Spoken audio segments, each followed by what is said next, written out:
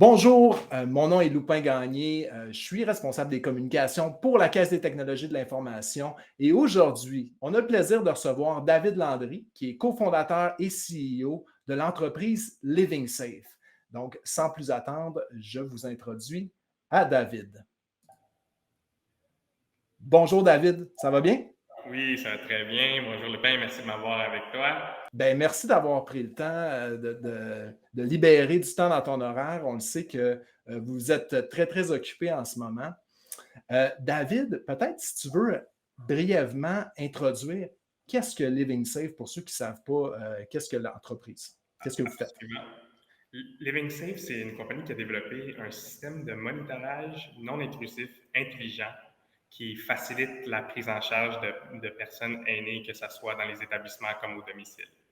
OK. Essentiellement, ce qu'on est capable de faire, c'est qu'on fournit l'information qui est critique à la prestation de soins, puis qui est critique au maintien de la sécurité au personnel soignant quand ils ont besoin. On s'entend, c'est quelque chose qu'on a tous besoin. On va être touché de près et de loin par des aînés qui ont besoin de soins, des gens proches de notre famille. Et je crois que tu as une histoire personnelle qui a été comme en quelque sorte un élément déclencheur du développement de cette technologie-là. Je sais que non seulement tu étais étudiant à l'ETS, donc, mais à travers ton parcours, il y a quelque chose que tu as vécu avec ta grand-mère, n'est-ce pas? Ouais, en fait, c'était avant mon étude à l'université, mais ma grand-mère, malheureusement, est tombée dans sa résidence pour personnes aînées, puis elle s'est cognée la tête tellement fort par terre qu'elle a eu une hémorragie cérébrale, puis elle a perdu connaissance. Elle n'a pas été capable, d'activer les tirettes d'appel à l'aide. Elle n'a pas été capable de même crier pour obtenir de l'aide, fait qu'elle n'en a pas reçu. Puis ça a pris 12 heures avant qu'on la retrouve, puis qu'on lui apporte l'aide qu'elle avait besoin. Fait que c'est tout le temps un sujet qui m'avait touché, qui a touché ma famille. Puis, veux pas, durant tout mon parcours universitaire, quand j'apprenais énormément sur toutes les nouvelles technologies qui existaient, je pouvais pas m'empêcher de faire le parallèle de pourquoi ces technologies-là n'étaient pas mieux adaptées pour aider justement avec la prise en charge des personnes aidées, pour améliorer la sécurité des personnes aînées. Alors, on l'a fait. Donc, c'est vraiment cet événement-là qui t'a amené à aller étudier pour trouver une solution pour les aînés, là, de ce que je comprends. Absolument. C'est arrivé quand j'étais assez jeune, puis quand je faisais un peu une mise à jour de toutes les technologies qui existaient encore, mais aujourd'hui, c'était les Hmm. mêmes. Puis ça faisait Wow. 14 ans de ça. Fait que, je le savais que le personnel soignant, les familles méritaient des meilleurs outils technologiques pour la prestation de soins. Je pense qu'on peut appeler votre technologie Lisa, c'est ça? Oui, exactement. Super. En fait, on a pris les deux premières lettres de Living, OK. puis les deux premières lettres de Safe pour faire OK. Lisa. OK. Est-ce que tu peux nous expliquer c'est quoi la technologie, puis comment est-ce qu'elle répond à ce besoin-là dans le marché actuellement? Absolument. Fait que, dans le fond, c'est un capteur radar mural qui est installé sur le mur, puis ça émet des ondes électromagnétiques où on est capable d'analyser qu'est-ce qui se passe, puis de déterminer des situations d'urgence ou même de sortir de l'information qui est critique à la prestation de soins. On peut le voir un peu comme une chauve-souris qui utilise les ondes sonores pour Hmm. comprendre son entourage. Mais dans notre cas, c'est un dispositif qui les émet, puis c'est la technologie propriétaire qu'on a développée qui est capable de faire la collecte, l'analyse puis l'interprétation de ces données-là pour fournir de l'information claire qui est utilisable par le personnel soignant. Au niveau de l'implantation actuellement, c'est une technologie qui s'adresse beaucoup plus au public, au privé. Comment ça fonctionne? Ouais, fait que, en fait, on s'adresse aux deux secteurs. OK. On a un focus incroyable sur le réseau des soins québécois pour l'instant. Fait que ça soit dans des centres de soins de longue durée, que ça soit dans des résidences pour personnes aînées ou bien autonomes jusqu'à la semi-autonome et même au début de perte d'autonomie, ou même dans le domicile, qui est un secteur qu'on adresse beaucoup. Fait que c'est sûr que, dépendamment dans quel segment on vise, il y a des branches publiques et privées. Et dans les deux cas, on a des partenariats pour être capable de vraiment pénétrer dans ces segments-là. Du côté de votre technologie, est-ce que les sons ou la parole est perçue dans le dispositif LISA ou c'est uniquement des ultrasons? Oui, pas du tout. En fait, OK. nous, ce qu'on présente au personnel soignant, c'est strictement des icônes de qu'est-ce qui se passe dans la pièce. Ah, Il n'y a OK. aucune visualisation de nos données, quoi que ce soit. C'est vraiment strictement pour sortir l'information qui est critique à la prestation de soins, rien de plus, rien de moins. Fait que, tu sais, aucune information visuelle, aucune donnée visuelle ne sont présentes. Et le logiciel derrière, est-ce que c'est propulsé par l'intelligence artificielle? Fait que, en fait, beaucoup des méthodes d'analyse qu'on utilise pour sortir l'information est effectivement, il y a des éléments d'intelligence artificielle dedans. Cependant, l'application est très facile à utiliser, très conviviale, puis ça montre vraiment une belle vue d'ensemble sur qu'est-ce qui se passe dans toutes tes unités, dans tous les étages, pour que tu puisses savoir et réagir rapidement dans des cas d'incident ou même pour faciliter la gestion. Je pose une question comme ça qui me vient. Euh, Si, par exemple, j'ai ma grand-mère qui est dans une résidence où vos dispositifs sont installés, mais elle est encore active. Elle n'est pas hypothéquée nécessairement. Disons, c'est une résidence, il y a des soins, mais elle est capable d'être active. Puis, des fois, elle invite des amis, puis elle danse en ligne. Justement, est-ce que le logiciel est capable de s'adapter avec les activités de la personne en question? Oui, absolument. Fait que, un des bons points, c'est que notre dispositif est capable de déterminer combien de personnes est dans la pièce aussi. Fait que c'est OK? sûr que le dispositif est fait pour ne pas réagir de la même façon que si la personne était tout seule en ayant besoin d'aide, s'il y a plusieurs personnes autour d'elle. C'est sûr que aussi que, en fait, notre dispositif va juste être content si elle voit la personne danser avec ses Super. Puis j'imagine qu'il y a une icône qui est prévue à cet effet là, pour le personnel soignant. Ouais, c'est un icône qu'il y a des visiteurs, tu sais, que tu danses ou que tu danses pas, c'est pas de nos affaires, puis c'est pas de les affaires du personnel soignant.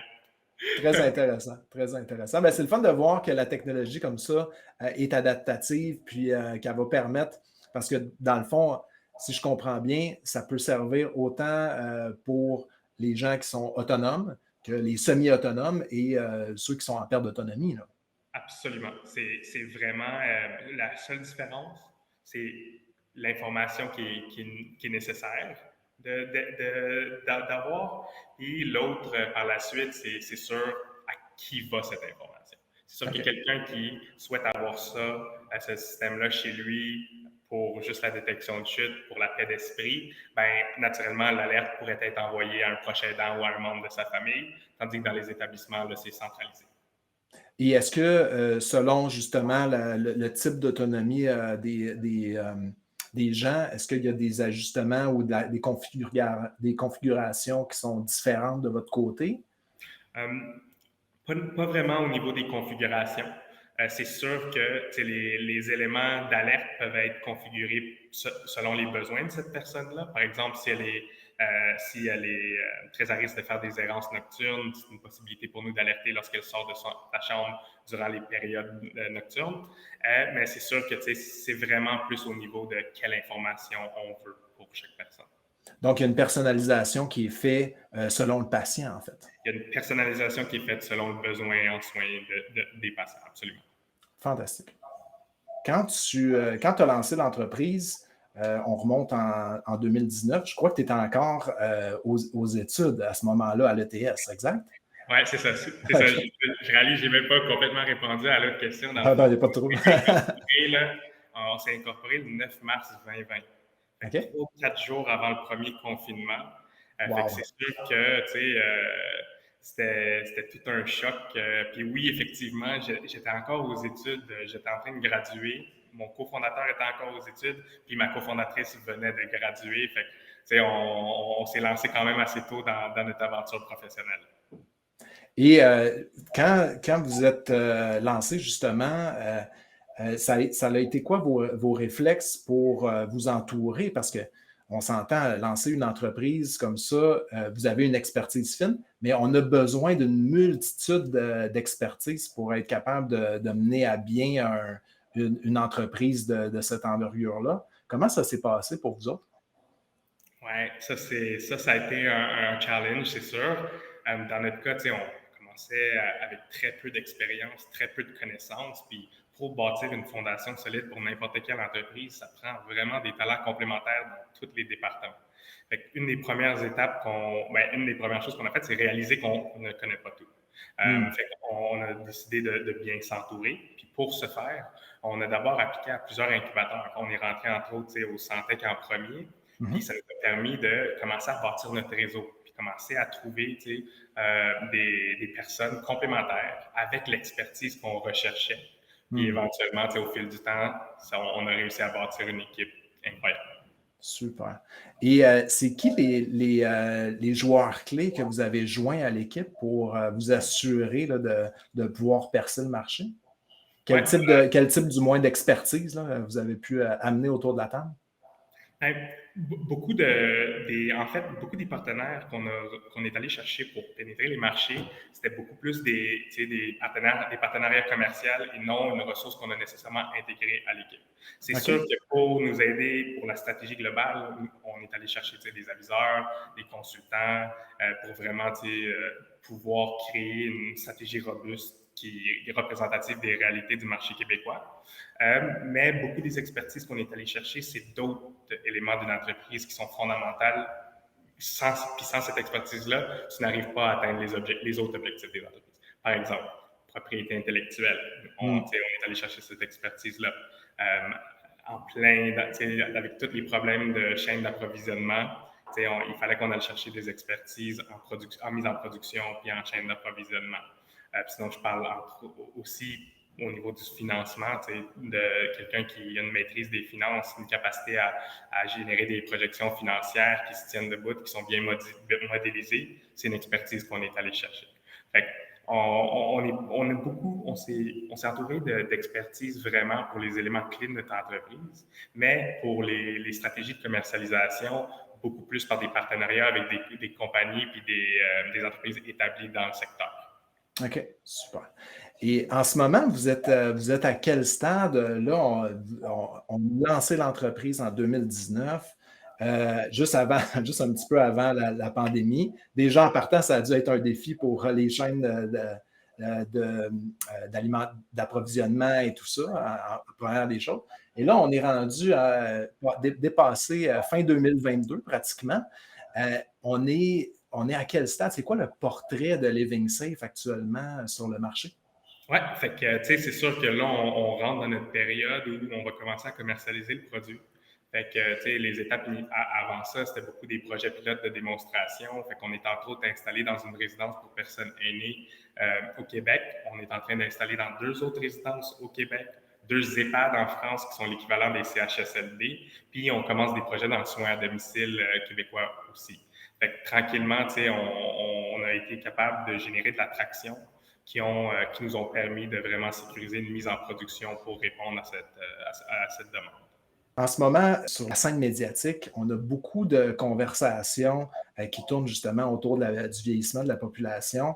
Et moi, quand j'entends du moins votre technologie, puis où est-ce que vous ciblez votre développement actuellement, je vois aussi une grosse opportunité pour le domicile. Est-ce que c'est quelque chose qui est dans les plans pour Living Safe?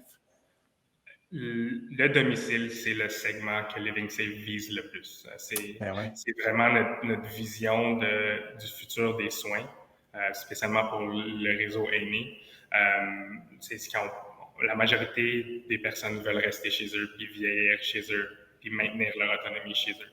C'est sûr qu'une technologie comme la nôtre, qui respecte la vie privée, qui est complètement autonome, très peu intrusive, ça apporte énormément de bénéfices autant au domicile que dans les établissements. C'est absolument un segment qui nous intéresse.